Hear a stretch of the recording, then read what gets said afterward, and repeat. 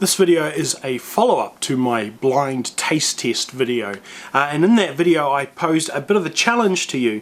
Could you tell the difference between an expensive cornet and a cheap one, and could you also tell the difference between an expensive mouthpiece and a cheap mouthpiece? And the results are in. I got approximately 180 or just over 180 responses that I could interpret in terms of that actually written something relevant and meaningful.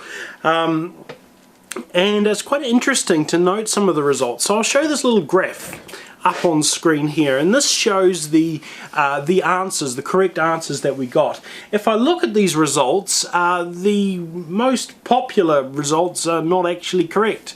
The one that got the most responses was CADB, which was wrong. The second one was also wrong, and so was the third one, and the fourth one. It's not until we hit the fifth most popular selected answer that we actually stumble upon the correct solution. So the correct answer is BADC. Which means that I first played the good cornet with a cheap mouthpiece, then good cornet with a expensive mouthpiece, and then cheap cornet with a cheap mouthpiece, and then cheap cornet with an expensive mouthpiece.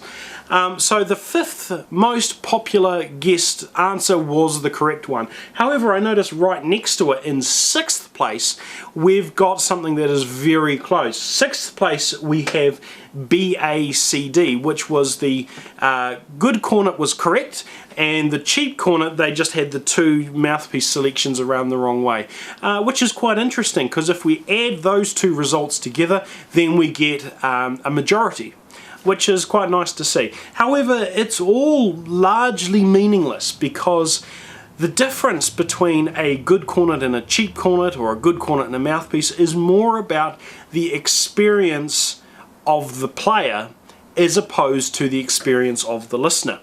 Now, naturally, good instruments are going to have a bit more research and design behind them.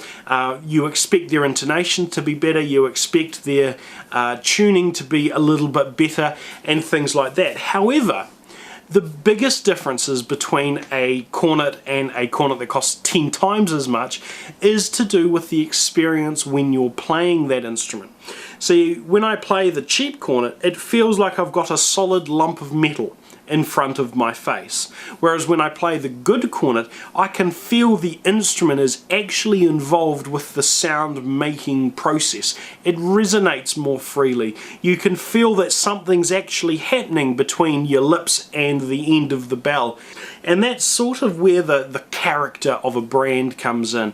The soul and spirit of an instrument comes in, because you can really tell the difference between an instrument that is just an instrument and an instrument that is actually involved in the music making process. Other than that, you expect the good instrument to work a bit better. So I think one of the extracts that I played, you could hear a valve sticking and things like that. So that was a little bit of a giveaway. Thank you to those who voted. Big well done to those who got the answers correct. And thank you for watching these two videos.